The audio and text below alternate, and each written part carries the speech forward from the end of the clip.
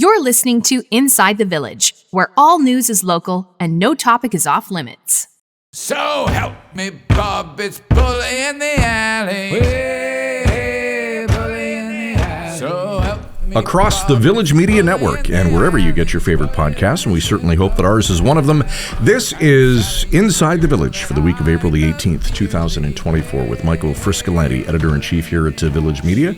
Derek Turner, executive producer, is in the room. I'm Scott Sexsmith. We should tell you, as we sit here and tape this, we're following the Tigers game because somebody's a fan. You're all excited. They've come back to tie it up. Our regular listeners would know that, right? Of course. We didn't have Matt Betts on this year, right? It started on the Blue Jays season. We did not have Matt. Maybe the Jays will do better. Maybe. Tough game last night, losing it in the ninth. Did you guys lose in the ninth? Yeah. Love the story you were just telling us about Al Leiter, a former Blue Jay pitcher. Isn't that great? Well, he's making his debut today against the Tigers. His son. Remember Right. Al Leiter and his brother Mark Leiter? I think? They're both pitchers. Both their sons are in the major leagues. It's the first time ever. That's crazy. First time ever. That's the best thing about baseball. The stats are endless. Yes. This is the first time ever that two brothers have both had their sons play in the major, and they're all pitchers. It's like really they're just good genes, bred to be pitchers. Yeah, for sure. Good arms. Good, yeah, absolutely good arms. But he's getting rocked. He's getting rocked 7-7. Yeah, we're not cheering for Al Leiter's son, whatever his name is. Leiter's getting lit up. Lit up. Okay, it's a great time of year, really. Baseball, hockey playoffs, the Masters it's fantastic if you're a sports fan. It's a great time. The Masters is also always reminds you that spring is around the corner. The hockey playoffs, I'm a casual hockey fan. I was just asking Derek, when do they actually start? I feel like they should have started by now. Like it's April, this weekend. Yeah. Right? And who are the Leafs playing? Boston. Boston. Did they start in Boston or Toronto? Boston. In Boston. So Boston's the higher seed? Yeah. Oh. And from your Trillium Talk episode, Aiden Shamandi was way off on how many goals he thought. He was so off. It's a good thing he's a good political reporter because he cannot call anything when it comes to hockey. Shamandi did not get that right whatsoever. That's crazy. Who's your hockey team? The Leafs? You know what? This is going to sound like I'm sitting on the fence. I don't really have usual. Thank you. I don't really have a team, but I'm a patriot. Oh. And I have always believed that the Stanley Cup belongs in Canada. Is that corny? No, it's been like 30 years. I know it. 1993, right? Montreal. 31 years? 31 years, yeah. Montreal, yeah. So who are the Canadian teams in the playoffs this year? Winnipeg? Winnipeg, Vancouver, Edmonton, and Toronto. So there's 4. Yeah. That's not out of 16. That's not bad. Sportsnet will love that. See what happens, yeah. All right, let's move ahead here. The first word to Frisco, some great stuff we're going to talk about today. Let's start in Sault Ste. Marie, and it was a shocking week. After 125 years in operation, the local YMCA all of a sudden closing and selling its building. Yeah, speaking of athletics, this is a super sad story. We've seen it unfold in other communities recently. The Aurelia lost their Y, I believe, a few years ago. But the YMCA is suddenly shutting its doors. They're closing down all their programs. Hundreds of daycare spots are in jeopardy now. People who've been members there for decades are out. And there was a pretty angry meeting yesterday with the CEO and a board member, and people wondering, and I wonder this too, why just shut it down? Why didn't they tell us a year ago or 6 months ago there were some financial issues and maybe people could have rallied around the facility? It just seems like a huge loss that maybe didn't have to happen the way it happened. And if you knew that, and again, I mean, easy for us to, armchair quarterback this or backseat drive this, but if you knew that you were in that much financial trouble that long ago, to your point, would you not have tried to initiate some kind of a fundraising campaign and be completely transparent with the community and say, here's the nuts and bolts. We need some money. We need your help. Well, that's where the anger is coming from. And I think it's also the frustration over the unanswered question of why. There was kind of this vague discussion at the meeting yesterday about, well, for legal reasons we can't talk about these things, but there was something big that happened about 5 months ago. And it's like, well, that story is going to come out. Of course it is. Our reporters are digging hard and people are talking around town. And it's eventually going to come out. And as someone pointed out at the meeting, well, what's the worst that's going to happen? The place is going to close? It's already closing. Like, you should be honest with us and tell us what's happening. And I think that frustrates people the most. They're going to lose this place they love, and they want to know why. Yeah. It's a fair question. It is a very fair question. Okay, we talked off the top about the NHL playoffs, which start this Saturday. The OHL playoffs have been underway for a couple of weeks now. We're into round 2. And an interesting story coming out of the North Bay Sudbury series, where people who lived in North Bay were blocked from buying tickets for Game 3 and 4 in Sudbury. Yeah, these stories always make me laugh because I'm new to the OHL. I live in the Sioux, and I do like the Hounds. I'm a casual fan, but playoff time, I become a big fan. And we have communities that we serve where they're big into their OHL teams. We have Guelph, for example, Sudbury, North Bay, Barrie. And North Bay especially, they have some pretty intense fans that love to travel around and see their team, the battalion. And I guess they were playing Sudbury, and Chris had this scoop out there about how if you tried to order tickets in Sudbury from North Bay for games 1 and 2, and you put in your address as North Bay, you were blocked. They weren't going to let you buy tickets, right? Yeah. So they were trying to basically hold the tickets for all the Sudbury fans. So the people that were going to head down there on a bus were pretty upset. Just made for a great cross-rival story, cross-town, Northern Ontario rival story. And I think it was settled in the end. They eventually let these buses come. I think they did, but they kind of looked after their own first, and then slowly opened up the opportunities to buy. We did a great behind the scenes with reporter Chris Dawson on this story. You can search that at baytoday.ca and go behind the scenes with Chris on that. Okay, finally the first word to Frisco, and our last word. Just a lovely story from reporter Richard Vivian out of Guelph. A Guelph love story, 75 years in the making. Yeah, you've read this story and I've read it. It's one of those that's going to make you tear up. It's I remember he was telling me about it a couple days ago at an ideas meeting we have all the time about there's this couple in Guelph that they just celebrated their 75th wedding anniversary, which boggles your mind, let alone celebrate your 75th birthday, let alone your 75th wedding anniversary. Crazy. And it's just a beautiful piece about how the lady is, Margaret Mary is at a home, and Charles gets on a bus to come visit her every single day just to hold her hand, and the powerful quote about how he just doesn't want her to forget who he is, right? And they've raised their kids together, they traveled together, they lived their life together. It sounds like a beautiful life together, and it just makes you shake your head, because it shows you how quickly life can go by, but it's also amazing that people can have a love story like that that's not in the movies. All right, check out that story at Guelph Today as we wrap up the first word to Frisco. All right, on today's show, I'm excited about this. We've never had a judge on the program. Yeah. Granted, he's retired. Retired prosecutor, respected judge, and also an Elvis impersonator. Of course, Norman Douglas. He's just written a brand new book called You Be the Judge. Yeah, it's a fascinating book that kind of the idea was born. He used to go to high schools and talk to students about the justice system, and would say, well, what would you do in this scenario? You be the judge. And it kind of gave him this idea one day to write a book. He is now retired, and he put this book together, and it touches on a couple dozen of cases he was involved in, both as a Crown and as a judge, lays out all the facts for people and asks them to be the judge. And it is we talked before the show started, that we rarely see a window into this world, right? Mm-hmm. People have strong opinions about the justice system, but you don't really hear from people like a judge who has sat on the bench and been there and understands the nuances of everything. So it'd be a real refreshing conversation. I'm anxious to ask him about all the things that are in the headlines right now about the justice system.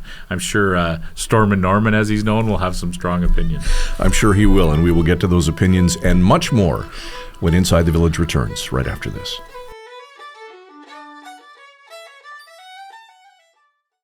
Reporters, editors, and journalists who go the extra mile to get the story and get it right. Go behind the scenes with those who cover the stories that matter most to you and your community. Look for it in the Village Features section of your favorite Village Media website across Ontario. I was drowning in debt, feeling hopeless. Then Ontario-wide Financial turned my life around. Ontario-wide cleaned up my credit and gave me the help I needed.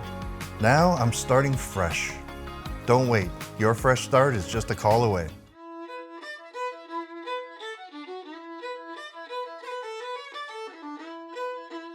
Across the Village Media Network, welcome back to Inside the Village with Michael Friscolandi, Editor-in-Chief here at Village Media. I'm Scott Sexsmith. He's a retired prosecutor, respected judge, and an Elvis impersonator. We'll get to that in a sec, but we're very pleased to have the author of the book, You Be the Judge, with us today on the show, Norm Douglas. Norm, welcome to Inside the Village. It's great to have you here today. Hi, Scott. Hi, Mike. Okay, first things first, got to get this out of the way. Any truth to the rumor that your nickname was Stormin' Norman? Regrettably, yes. Really, regrettably, yeah, really.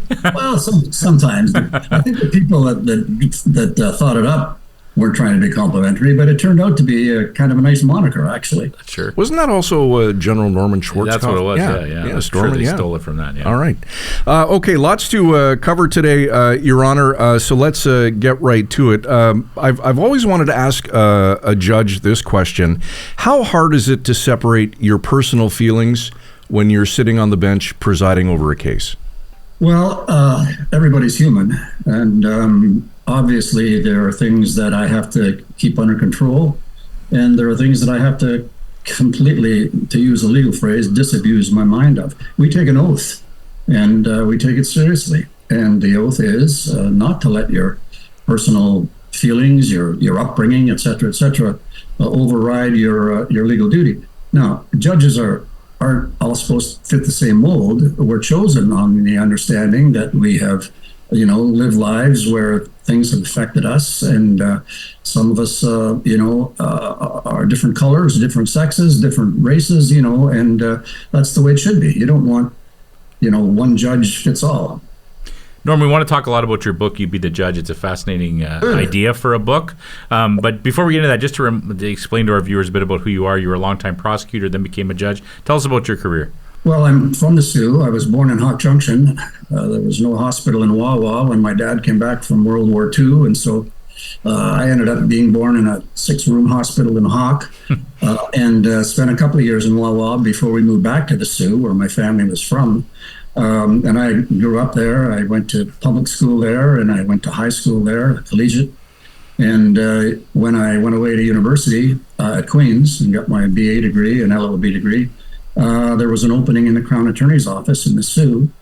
Doug Gates was the Crown Attorney at the time, and I came back for an interview and was hired. And that's how it all started in 1973. So as a prosecutor, you're just again for people to understand, you're dealing with criminal cases. You're the Crown. You're trying to get the conviction in these cases, but you're also there to decide whether you should even prosecute a case. Correct? What goes into the mindset of a prosecutor as a case comes across your desk?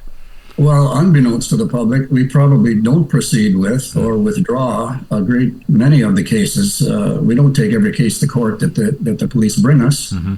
And we usually have a pretty good working relationship with the police, and we talk it over with them, and they bring the investigation, and we might, say to them, well, there's a few holes here or a few holes there or whatever it is. But so we don't proceed with everything, and our goal shouldn't be just to seek a conviction. Obviously, we believe in the case or we wouldn't be prosecuting it, but we owe a duty to the accused to be fair, and we owe a duty to the accused to stand up and halt the prosecution if we think we can't prove it.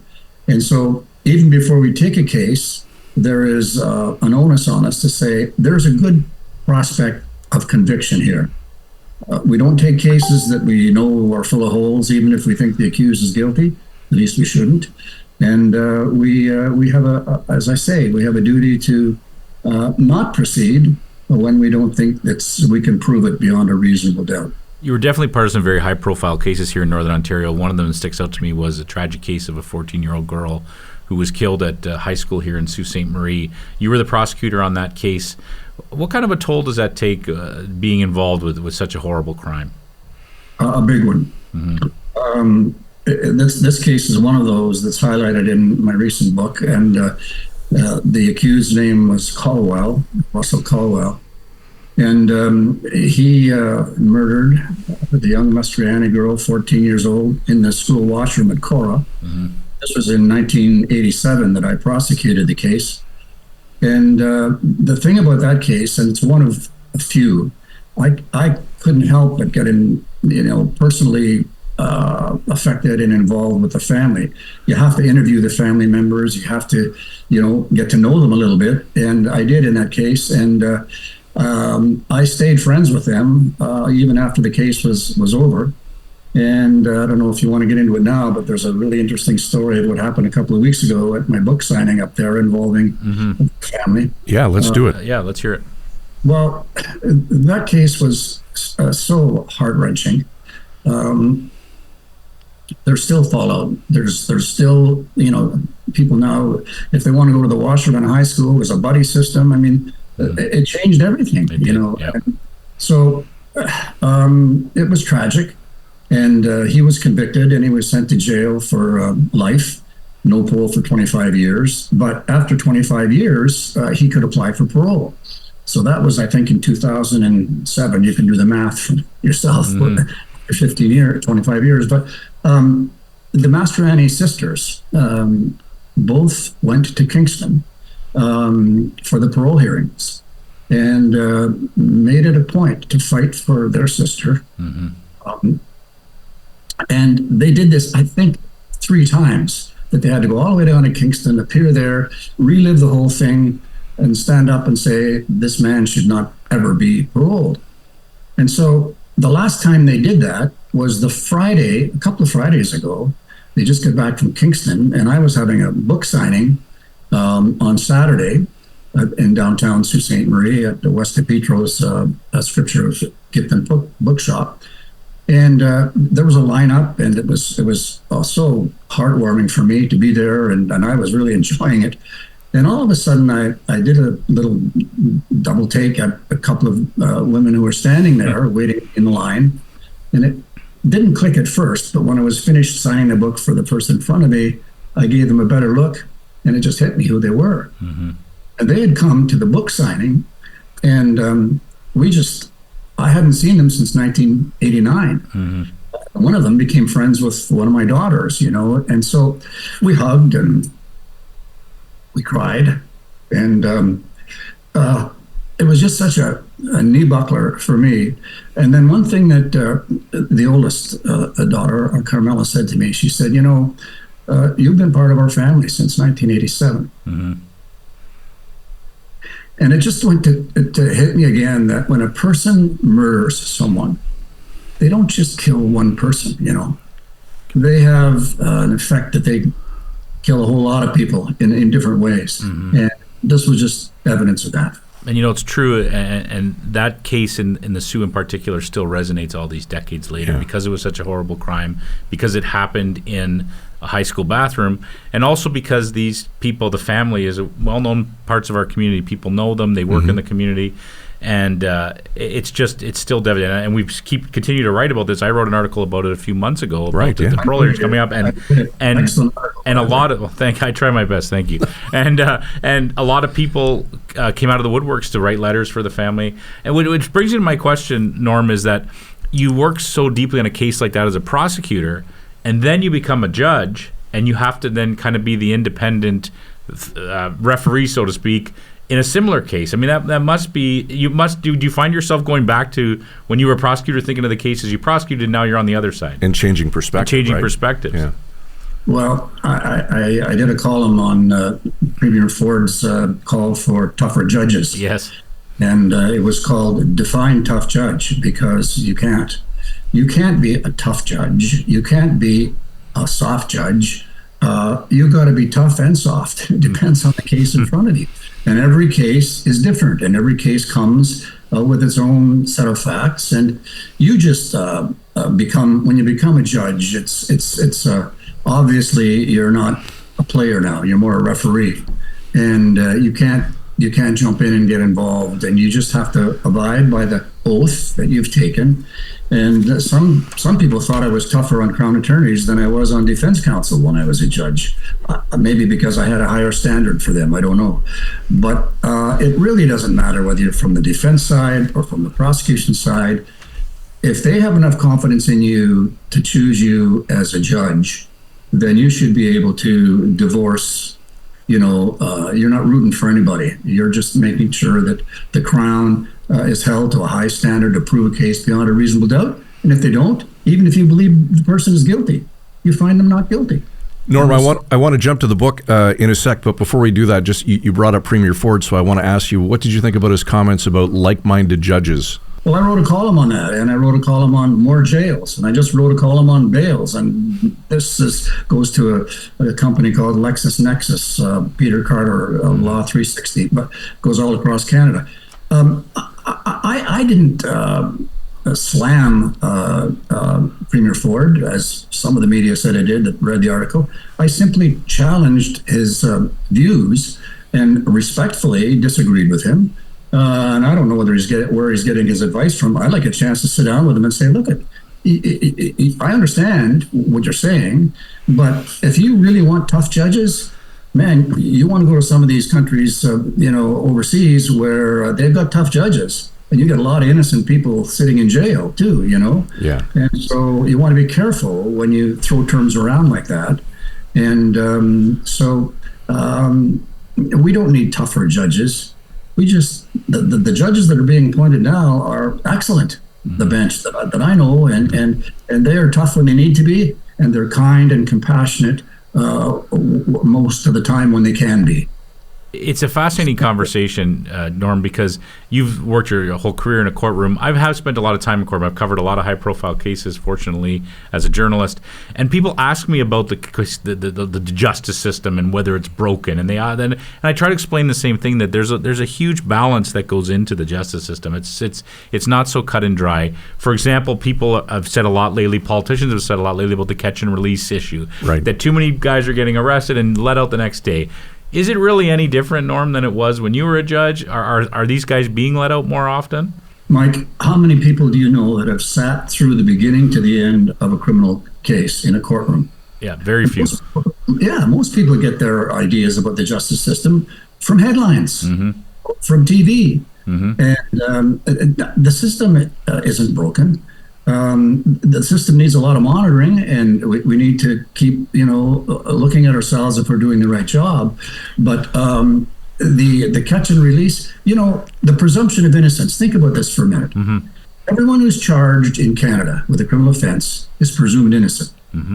A large percentage of people in jail today are awaiting trial. Therefore, to use the syllogism, a lot of innocent people are sitting in jail waiting for their trials, right? It's the system that we have.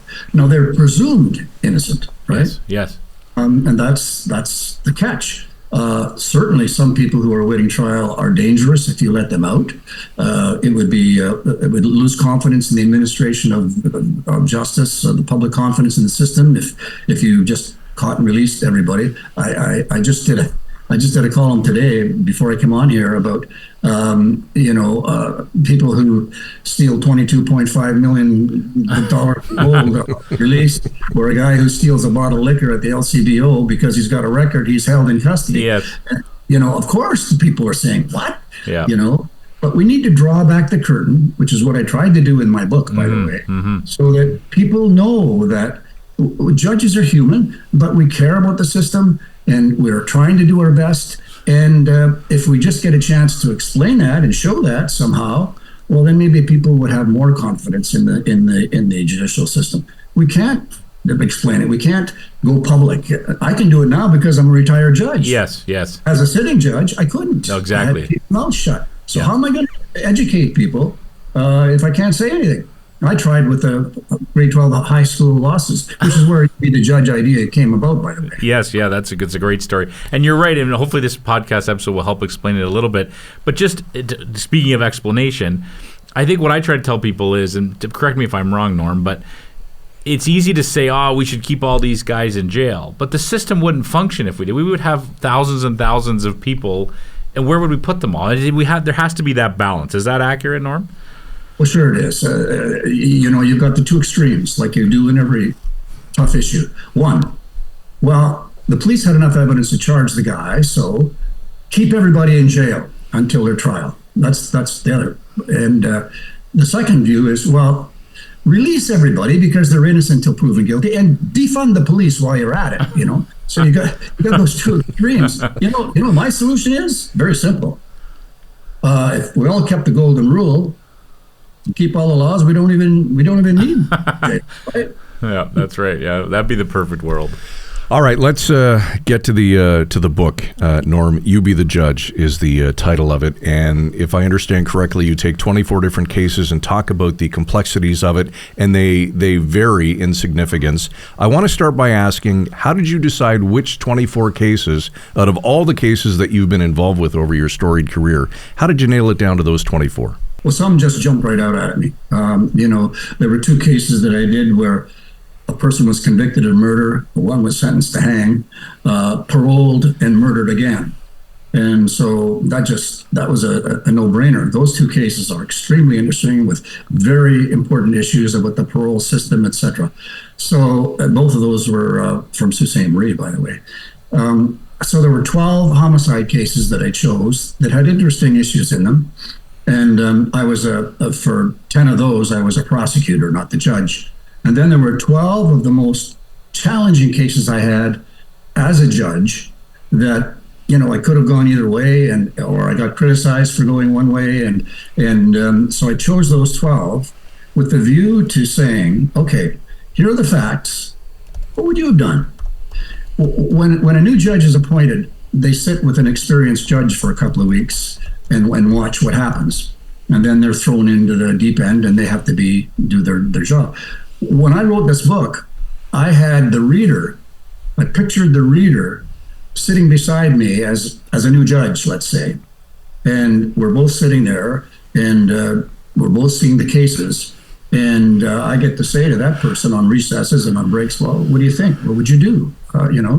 That's how I viewed myself when I wrote the book. And I chose those cases that they're going to be different views. They're going to be people who read the book who say, well, why did you do that? I don't understand it.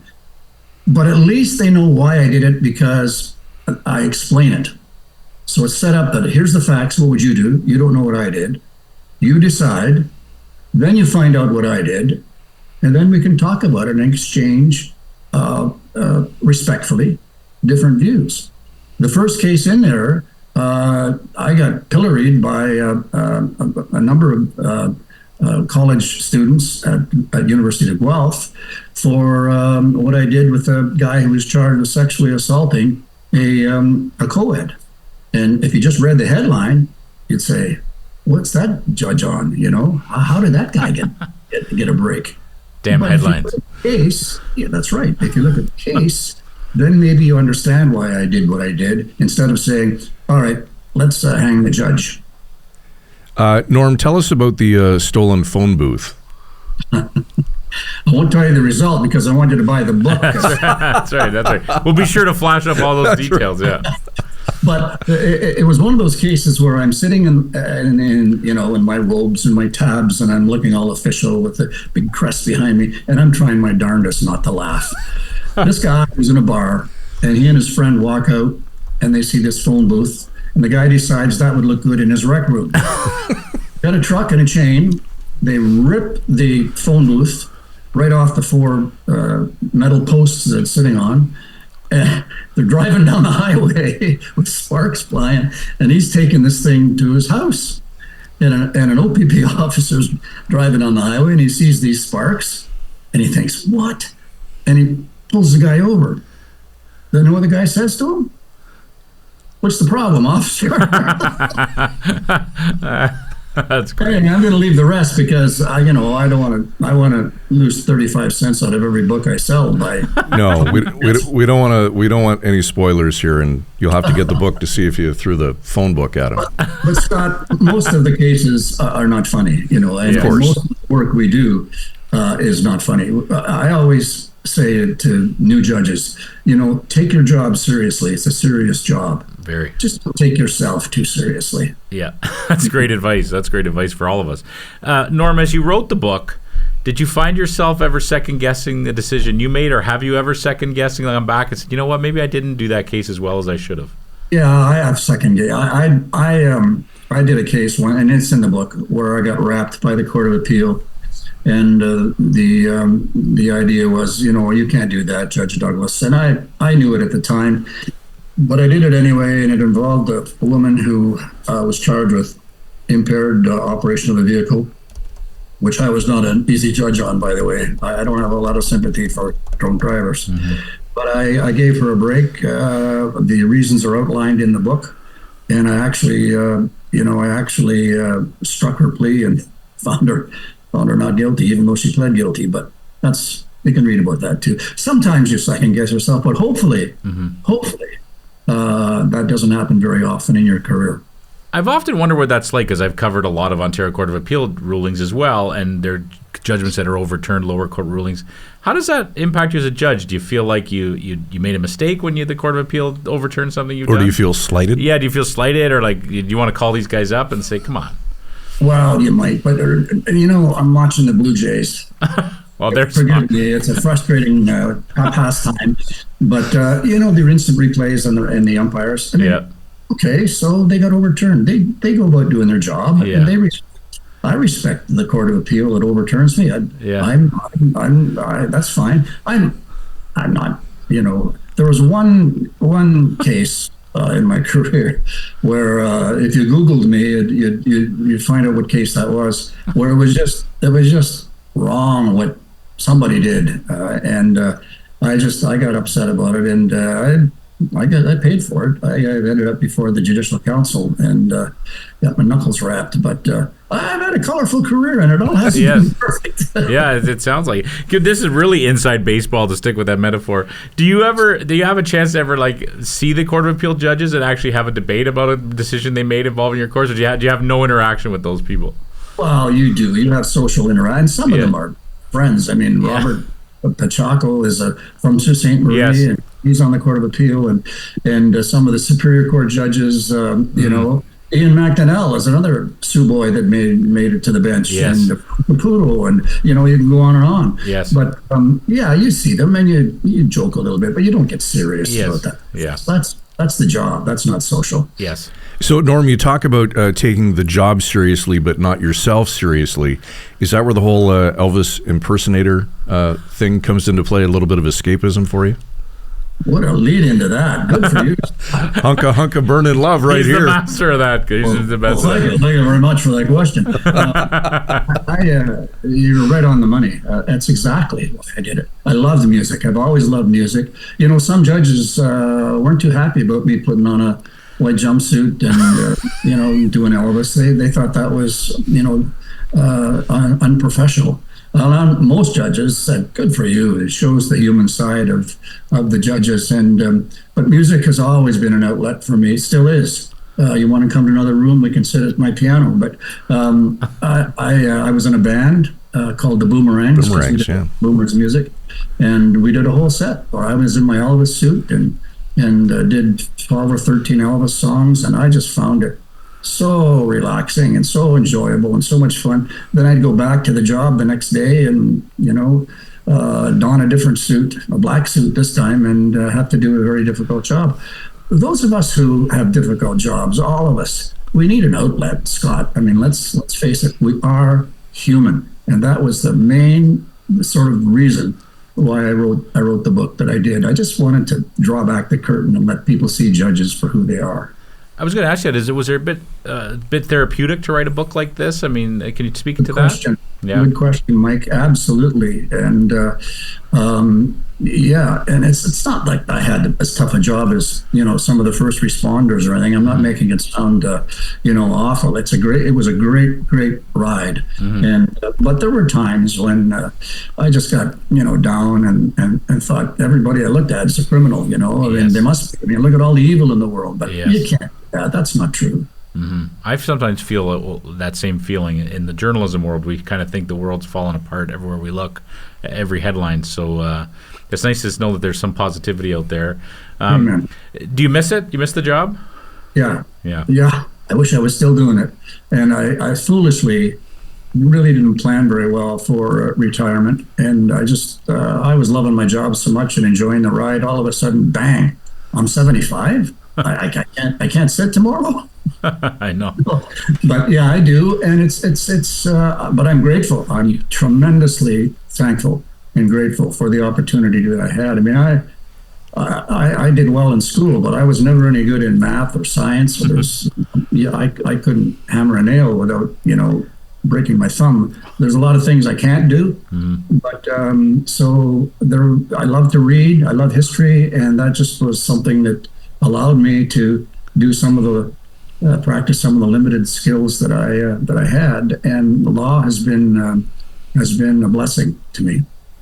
Norm, I know you had a bit of a health scare back in 2016 with a cancer bout. Took 5 months off, came back to the bench part time in 2017. How are you feeling now? Talk about being grateful and thankful. I was one of those ones who went through a stem cell transplant and 5 months of chemotherapy and radiation. I was one of the people who got through it.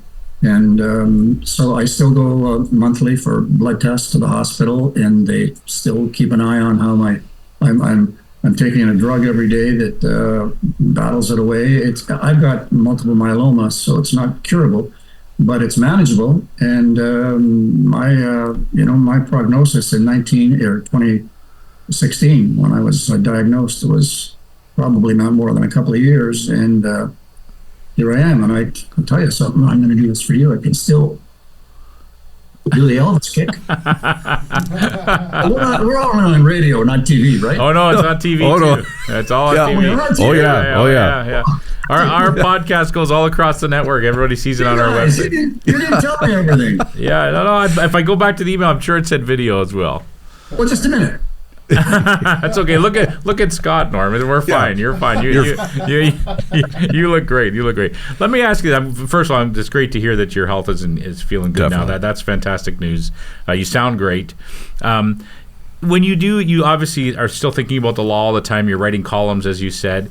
Is there something about the justice system that should be changed, in your opinion, that would make it maybe more accessible, more understandable to the people, or just in general? Is there something, if you were in charge, if you were the Minister of Justice, for example, what would you do one thing to make the system better? One of the endorsements of my book, one was by former Governor General David Johnson, another Sioux fellow. Another Siouxite, yeah. But there's a journalist, you may know her. Her name is Betsy Powell. Yes. She's been a crime reporter for the Toronto Star for years. Yep. Well, she got a transcript of a manuscript of my book and wrote a really generous endorsement. And what she said is what I would change, and that is the secrecy of it. And I think she might have been the one who coined the phrase "draw back the curtain," taken from The Wizard of Oz, that I've used ever since. And that is, we should welcome the public into the courtroom, and we should go out and talk to groups, and we should give the judges a little bit of a leash if it's educational, to but by and large, when you compare our system with the system in other places in the world, I can't think of a whole lot of things that I would change. It's not perfect, but it's the best we have in the world as I see it. I think our system is better than the system in the States. I don't know of a system that's better than the Canadian system of justice, as difficult as a lot of people might find agreeing with that. But that's my feeling. I agree with you. I think the system works extremely well 99.9% of the time. I think the challenge, again, as someone who's spent a lot of time in courts, and I understand how they work as journalists, we cover a lot of different trials, I'm not sure how you draw back the curtain. Do you do that by putting cameras in the courtroom sometimes? Do you do that? Because it is open, anyone can walk in, but I know the vast majority of people don't ever do that. How do you actually draw back the curtain a little bit? Well, I think, forgive me for this, but write a book called "You Be the Judge" and open the gates and let people see, and read about what's going on there, and not just, take a headline and jump to a conclusion. And that's one of the reasons why I would go to high schools when I was a judge. There were 5 high schools in the area where I judged for 20 years in Guelph. And every one of them, I would go and we would play this game, "You Be the Judge." And I would take the opportunity, and a lot of judges do, to go out and educate people on what we really do and why we do it. And I think that helps. All right. This has been a wonderful chat. Norman Douglas, I love the line, "We're all human and we all put our white bell-bottom pants on one leg at a time." The book is called "You Be the Judge." Norm Douglas, Your Honor, thank you for this today. Thank you, Scott. Thanks, Mike. Good meeting you.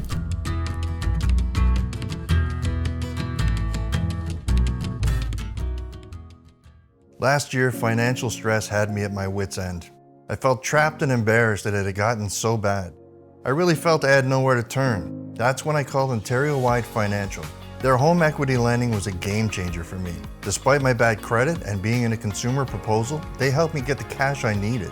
Thanks to Ontario Wide Financial, I've started this year with hope, not stress. They gave me a fresh start, and they can do the same for you. Ontario Wide Financial, because everyone deserves a second chance. Reporters, editors, and journalists who go the extra mile to get the story and get it right. Go behind the scenes with those who cover the stories that matter most to you and your community. Look for it in the Village Features section of your favorite Village Media website across Ontario.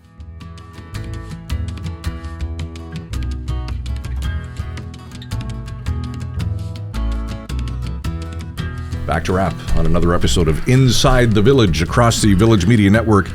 Derek Turner, executive producer in the room. Michael Friscolanti, editor-in-chief. I'm Scott Sexsmith. He was great. That kick, though. That was something, yeah. 75 years old? Neither of us. Is he 75? Neither of us could do that.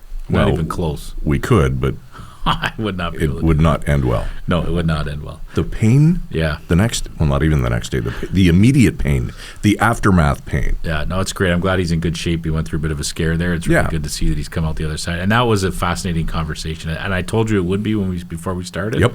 Just because it's a topic that everybody has an opinion on, the justice system, and the justice system sucks, and they need to overhaul it and fix it. But then you talk to a guy who spent his career in it and just defending really the beauty of our justice system. Nothing's perfect, Scott, but as a guy who's sat through a lot of big trials, and I understand the court system as well as most average Joes would. I'm not a lawyer or a judge, but I cover a lot of stuff in courts. It's really fascinating to talk to a guy like that. Certainly is. We haven't read the book yet, full disclosure, but we're going to get it, and you can do so at bethejudge.ca, and we know that it's available at least at Kohl's. Yes. If you Google it too, you'll find it. You Be the Judge, Norman Douglas. You Be the Judge at bethejudge.ca. Great chat. Okay, that's it for us this week. We'd love to hear your comments on the show with Storm and Norman. You can do so at itv@villagemedia.ca, and of course watch all episodes of the program at insidethevillage.ca, wherever you get your favorite podcast, and across the Village Media Network. For Derek Turner, executive producer, Michael Friscolanti, editor-in-chief here at Village Media, I'm Scott Sexsmith. Thanks for watching.